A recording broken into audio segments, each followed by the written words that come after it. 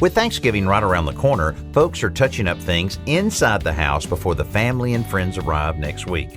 I'm Danny Lipford with tips for today's homeowner. Stay tuned and we'll talk about tips for keeping the interior painting chaos to a minimum right after this.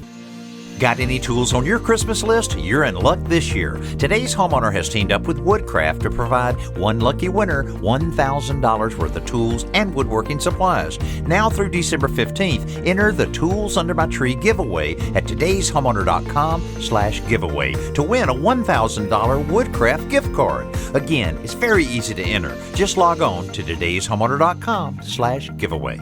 Before you do those holiday paint touch-ups, identify all the areas that need attention with a brightly colored Post-it note. That way you won't discover one you missed after you've put the paint away. Next, don't go anywhere without a drop cloth. No one will notice how good the repainted baseboard looks if there's a stain on the carpet right next to it. If you're covering up the kids' artwork on the walls, be sure to use a stain blocking primer first. Otherwise, their creativity will shine right through.